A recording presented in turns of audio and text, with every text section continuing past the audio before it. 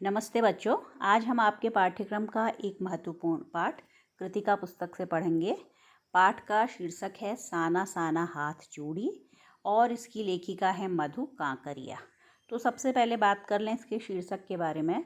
साना साना हाथ जोड़ी ये नेपाली भाषा में कहे गए शब्द हैं, जिसका अर्थ है कि छोटे छोटे हाथ जोड़कर मैं प्रार्थना कर रही हूँ। ठीक है, ये बातें लेखिका ने एक नेपाली युवती से सीखी हुई थी। तो देखिए, ये पाठ बच्चों एक यात्रा वृत्तांत है।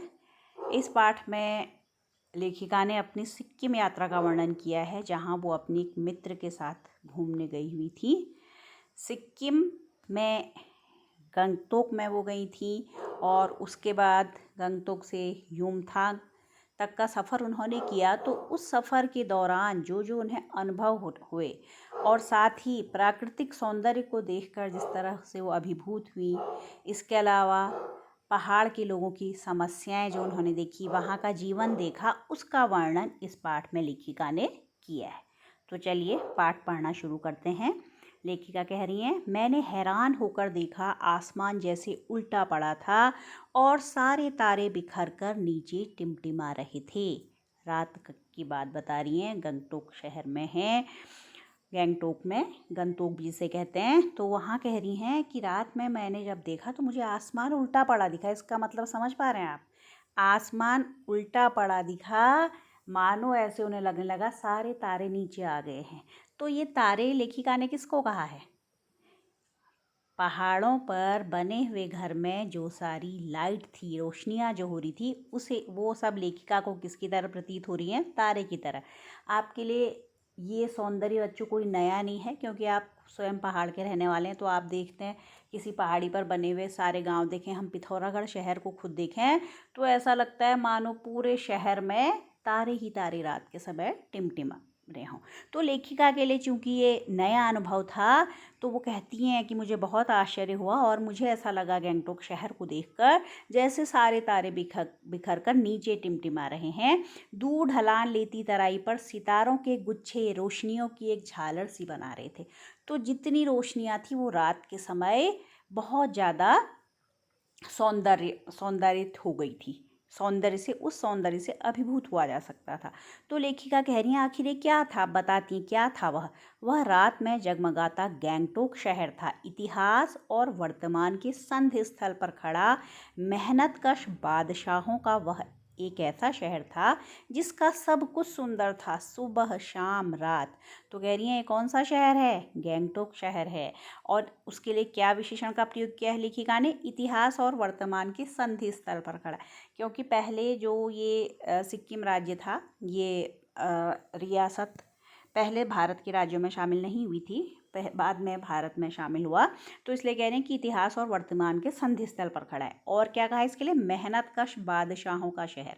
मेहनतकश बादशाह वहाँ के लोगों के लिए कहा गया है, जो कि मेहनत से अपनी आजीविका कमा रहे हैं, मेहनत से जीविका यापन कर रहे हैं, साथ ही अपने आत्मसम्मान के साथ जीते हैं। तो इसलिए इस शहर को लेखिका ने कैसा कहा? मेहनतकश बादशाह। मेहनतकश बादशाह विशेषण का प्रयोग किसके लिए किया गया? वहाँ के लोगों के लिए। तो कह रही कि ये शहर बहुत सुंदर था, सुबह शाम रात सब कुछ इसकी क्या थी? सुंदर थी। ठीक है, मेहनतकश बादशाहों का शहर, ये एक विशेषण का प्रयोग लेखिका ने यहाँ पर इसके लिए किया है। ठीक, अब लेखिका देखिए अपना अनुभव बता रही हैं। कह रही हैं, और वह रहस्यमयी सितारों भरी रात मुझ में सम्मोहन जगा रही थी, कुछ इस कदर कि उन जादू भरे क्षणों में मेरा सब कुछ स्थगित था, अर्थहीन था। मेरी चेतना, मेरा आसपास, मेरे भीतर बाहर सिर्फ शून्य था और थी अतीन्द्रियता में डूबी हुई रोशनी की वह जादुई झालर। कह रही हैं कि वो जो रहस्यमयी रात, लेखिका को वो सब रहस्यमय लग रहा है। एक पहाड़ी पर ऐसा लगी इतनी रोशनियां हैं कि वो अपने सौंदर्य से इतना अभिभूत कर देती हैं कि लेखिका कह रही हैं कि मुझे सब कुछ, मेरा दिमाग उस समय काम करना बिल्कुल बंद कर चुका था। मैं अपने मस्तिष्क से कुछ भी सोच नहीं पा रही थी। मेरी चेतना, मेरे आसपास क्या चल रहा है, बस उसे मैं देख नहीं पा रही थी, बल्कि वही दृश्य मुझे सम्मोहित किया जा रहा था। भीतर बाहर सब शून्य था, अर्थात मैं कुछ विचार नहीं कर पा रही थी, ना उस दृश्य के बारे में कुछ कर पा रही थी। अतीन्द्रियता का मतलब है इंद्रियों से परे। इंद्रियों आँख, नाक, त्वचा, जीभ ये सब हमारी इंद्रियां हैं जिनसे हम महसूस करते हैं। तो लेखिका कह रही है कि वो महसूस करने से भी परे था वो वर्णन, वो अनुभव मेरे वर्णन किए जाने से सब परे था। ऐसी मुझे वह रोशनी की जादुई झालर लग रही थी जो उन्होंने पहाड़ पर देखा। ठीक है।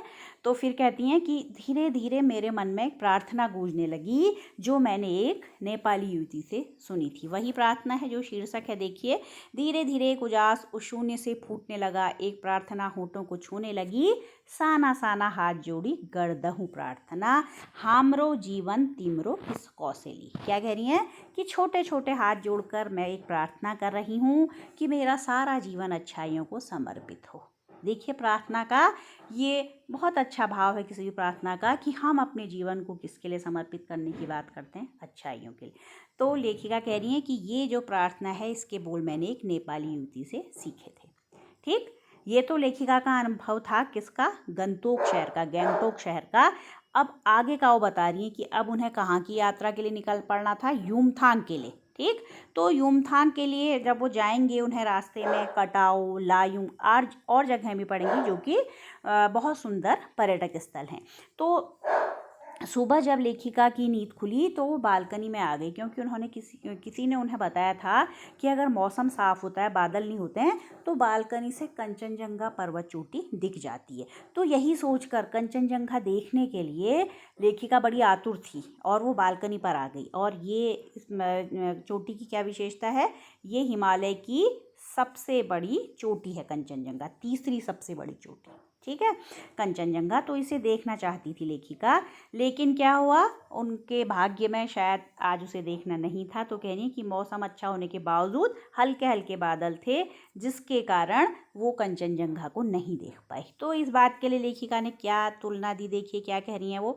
इस बार भी बादलों के कपाट ठाकुर जी के कपाट की तरह ही बंद थे। ठाकुर जी कौन, भगवान को कहा है। ठीक है, जैसे आप देखते हैं ना हमारे मंदिरों के कपाट 6 महीने के लिए खुलते हैं, 6 महीने के लिए बंद हो जाते हैं, जो बड़े तीर्थ हैं, बद्रीनाथ हैं, केदारनाथ हैं। तो उसी तरह क्या कह रही हैं लेखिका कि मानो कंचनजंगा चोटी के कपाट भी किसकी तरह बंद हो गए थे, जैसे भगवान के कपाट बंद हो जाते हैं, द्वार बंद हो जाते हैं। कंचनजंगा न दिखनी थी न दिखी, पर सामने ही रकम रकम के रंग बिरंगे इतने सारे फूल दिखाई पड़े कि लगा फूलों के बाग में आ गई हूँ। तो सुबह उठकर जब लेखिका ने देखा, क्योंकि रात को तो वो पहुंची थी वहाँ, वो केवल रात का दृश्य देख पाई थी, सामने क्या कुछ है वो देख नहीं पाई थी। तो लेखिका कह रही हैं कि कंचनजंगा तो नहीं देख पाई, लेकिन वहाँ रकम रकम यानी तरह तरह के इतने फूल थे कि मुझे ऐसा लगा मैं फूलों के बाग में ही प्रवेश कर गई। ठीक, अब देखिए युमथांग की यात्रा पर हैं तो वो बता रही हैं युमथांग के बारे में। बहरहाल गैंगटोक से 149 किलोमीटर की दूरी पर युमथांग था। युमथांग का मतलब क्या होता है, युमथांग यानी घाटियाँ। सारे रास्ते हिमालय की गहनतम घाटियाँ और फूलों से लदी वादियाँ मिलेंगी आपको।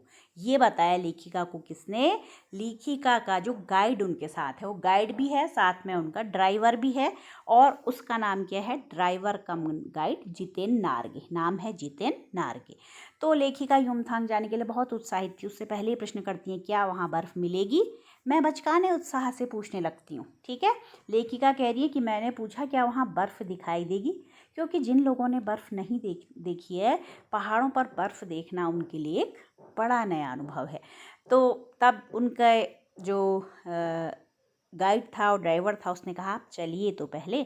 तो अब देखिए रास्ते में ये लोग जाना शुरू करते हैं और अलग अलग तरह के विविध प्राकृतिक दृश्य लेखिका को दिखाई देते हैं जो उन्हें अलग अलग तरह से प्रभावित करेंगे। कहीं पर लेखिका एक दार्शनिक की भांति हो जाती हैं, कहीं पर एक प्रकृति प्रेमी की तरह हो जाती हैं। तो जब रास्ते पर चलते हैं तो देखिए क्या दिख रहा है उन्हें, जगह जगह गदराए पाइन और धूपी के खूबसूरत नुकीले पेड़ों का जायजा लेते हुए हम पहाड़ी रास्तों पर आगे बढ़ने लगे कि एक जगह दिखाई दी। ठीक है, एक जगह जब वो लोग जाते हैं तो वहाँ पर कौन कौन से फूल थे, पाइन और धूपी के फूल थे। ठीक, वहाँ पर उन्होंने बौद्ध पताकाएँ देखी। अब उनका जो ड्राइवर और उनका गाइड था जितेन, वो उन्हें बताता है कि यहाँ लोग किसको मानते हैं, बुद्ध को मानते हैं, बुद्ध की बड़ी मान्यता है। और जब कभी भी किसी बुद्ध धर्म को मानने वाले व्यक्ति की मृत्यु होती है तो यहाँ पर श्वेत पताकाएं लगा दी जाती हैं। तो श्वेत पताकाएं किसका प्रतीक है? इस तरह से शोक का प्रतीक है, आत्मा की शांति के लिए किया जाता है। ठीक है, वो बता रहे कि किसी भी पवित्र स्थान पर 108 श्वेत पताकाएं फहरा दी जाती हैं और उन पताकाओं को उतारते नहीं हैं क्योंकि वो कागज़ की बनी है, धीरे धीरे वो खुद ही क्या हो जाती हैं? नष्ट हो जाती हैं। ये तो श्वेत पताकाओं की बात हुई। कभी कभी वहाँ रंगीन पताकाएं भी दिखती हैं। तो जितेन ने बताया कि ये पताकाएं कब लगाई जाती हैं? जब कोई क्या होता है, नए कार्य की शुरुआत होती है या कोई शुभ कार्य किया जाता है। तो जितेन की बातों से लेखिका को ये पता चला कि यहाँ पर लोग किस धर्म को मानने वाले भी हैं, बौद्ध धर्म को मानने वाले हैं। और जितेन नारगिस स्वयं बौद्ध धर्म को मानने वाला था क्योंकि लेखिका ने देखा कि उसकी जीप में क्या लगी हुई थी? दलाई लामा की तस्वीर लगी हुई थी। अनेक दुकानों में भी लेखिका ने दलाई लामा की तस्वीर देखी थी। तो इस तरह से एक स्थान ये देखा उन्होंने जहाँ पर उन्हें बुद्ध धर्म के प्रतीक पताकाएं दिखी। आगे बढ़ते हैं, लेखिका कह रही हिचकोले खाती हुई हमारी जीप थोड़ी और आगे बढ़ी। तो तब जितेन, जो कि स्वभाव से बड़ा हंसमुख था, जो कि एक गाइड की विशेषता भी होती है कि वो हंसमुख रहे और अपनी बातों से अपने साथ चलने वाले यात्रियों को प्रभावित करे, तो एक जगह उसने दिखाई और नाम बताया। उसका नाम है कविलोंग स्टॉक। ठीक है, कविलोंग स्टॉक है। और इस जगह के बारे में जितेन बताता है कि यहाँ पर गाइड फिल्म की शूटिंग हुई थी। गाइड बच्चों अपने समय की बड़ी प्रसिद्ध फिल्म रही है, बड़ी हिट फिल्म रही है। देवानंद जी और वहीदा रहमान जी की बड़ी प्रसिद्ध फिल्म है ये। तो बताया कि यहाँ पर किसकी शूटिंग हुई थी? गाइड फिल्म की। और इतिहास की दृष्टि से भी महत्वपूर्ण है बताया इन्होंने। यहाँ पर दो जो स्थानीय जातियाँ थी, लेपचा और भूटिया। तो भूटिया जाति में के जो थे चीसखे बमसन और लेपचाओं के नेता थे शोमैन। पहले इनमें क्या हुआ करता था? आपस में युद्ध होता था, लेकिन यहीं पर इन्होंने क्या किया? एक संधि पत्र पर हस्ताक्षर किए कि आगे क्या होगा, जो अभी तक झगड़े चले हैं उन्हें भुलाकर अब इस स्थान पर क्या होगा? शांति वार्ता स्थापित की जाएगी। तो इसी स्थान से, जो एक कविलोंग स्टॉक है, इसी स्थान से इन दोनों लेपचा और भूटिया जातियों के बीच जो झगड़े चले आ रहे थे उनका अंत हो जाता है। ठीक, आगे बढ़ते हैं। उसके बाद फिर तो वहाँ पर एक कुटिया के भीतर जितेन ने उनको एक चक्र घूमता हुआ दिखाया और जितेन ने बताया कि ये धर्म चक्र या प्रेयर व्हील है। क्या नाम बता दिया? धर्म चक्र या प्रेयर व्हील है। और लोगों की मान्यता ऐसी है कि इसको घुमाने से, इस चक्र को, इस व्हील को हम घुमाएंगे तो सारे पाप धुल जाते हैं। तो लेखिका को बड़ा आश्चर्य होता है क्योंकि अभी तक जिन जगहों पर वो रहती थी मैदान में, उन्होंने देखा था कि हाँ, लोग बड़ा अंधविश्वास करते हैं। लेखिका पहाड़ों पर आई तो यहाँ भी उन्होंने देखा कि लोगों की बड़ी मान्यता है। तो देखिए लेखिका ने क्या सोचा। लेखिका कहती हैं, चाहे मैदान हो या पहाड़, तमाम वैज्ञानिक प्रगतियों के बावजूद इस देश की आत्मा एक जैसी है। लोगों की आस्थाएं, विश्वास, अंधविश्वास, पाप पुण्य की अवधारणाएं और कल्पनाएं एक जैसी। हर जगह लोग क्या हैं? अंधविश्वास करते हैं, पुरानी दकियानूसी बातों को मानते हैं, रूढ़िवादी बातों पर यकीन करते हैं, जबकि हम बहुत ज़्यादा वैज्ञानिक प्रगति कर चुके हैं। लेकिन उस वैज्ञानिक प्रगति को हम अपने विचार और व्यवहार में लागू नहीं करते हैं।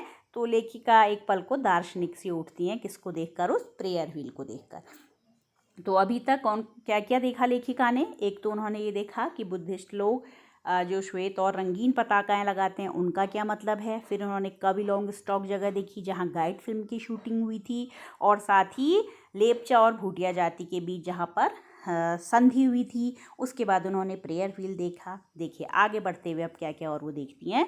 फिर देखो अब उनका रास्ता ज़्यादा पहाड़ों की तरफ बढ़ने लगा है। लेखिका कह रही हैं, रफ्ता रफ्ता हम ऊंचाई की ओर बढ़ने लगे। बाजार, लोग और बस्तियां पीछे छूटने लगे। अब परिदृश्य से चलते चलते स्वेटर बुनती नेपाली युवतियां और पीठ पर भारी भरकम कार्टून धोते बौने से दिखते बहादुर नेपाली ओझल हो रहे थे।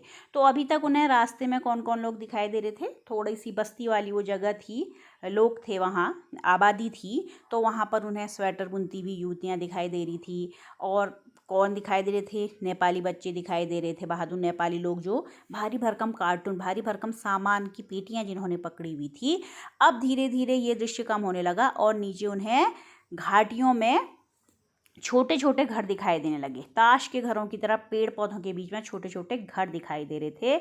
और अब जो पहाड़ थे वो भी ज़्यादा क्या होने लगे थे, ऊंचे विशालकाय होने लगे थे। ठीक है, ये दृश्य आप लोगों के लिए कोई नए नहीं है, आप चित्र में भी देख रहे हैं। ये सब दृश्य, पहाड़ों के दृश्य, ये सब आपके जाने पहचाने हैं। ठीक, तो लेखिका कह रही हैं कि हिमालय भी अब विशालकाय होता जा रहा था। फिर हिमालय के बारे में लेखिका कहती हैं कि अपने विराट रूप एवं वैभव के साथ हिमालय सामने आता जा रहा था। वही हिमालय जो न जाने कितने दर्शकों, यात्रियों और तीर्थाटानियों का काम में रहा है। काम में यानी जिसे पाने की लालसा रही है, यहाँ पर आकर हमारे साधु संतों ने, ऋषि मुनियों ने तपस्या की है, ज्ञान प्राप्त किया है, दर्शक देखने आते हैं, यात्रीगण आते हैं। तो उसी हिमालय में अभी कौन पहुंच गई थी, लेखिका कहती हैं पल पल परिवर्तित हिमालय, और थोड़ी थोड़ी जगह पर जाकर हिमालय का हमें अलग रूप दिखाई देता है। ठीक, फिर कहती हैं और देखते देखते रास्ते वीरान, संकरे और जलेबी की तरह घुमावदार होने लगे थे। रास्ते भी धीरे धीरे कैसे हो थे, निर्जन, वीरान यानी निर्जन, अब बस्ती कम थी वहाँ, और घुमावदार, घुमावदार मोड़ वाले रास्ते जानते हैं ना आप, तो उस तरह के रास्ते होने लगे थे। और हिमालय बड़ा होते होते विशालकाय, बड़े बड़े पहाड़ दिखाई देने लगे थे। घटाएं गहराती गहराती पाताल नापने लगी थी, वादियाँ चौड़ी होने लगी थी। ठीक है, कहीं कहीं पर घाटियाँ चौड़ी चौड़ी भी थी, और बीच बीच में उन्हें तरह तरह के फूल भी दिखाई देते थे, शिद्दत से मुस्कुराते हुए, यानी बड़ी तीव्रता से अच्छे अच्छे फूल खिले थे, तो ऐसा लगता था जैसे वो फूल मुस्कुरा रहे हैं।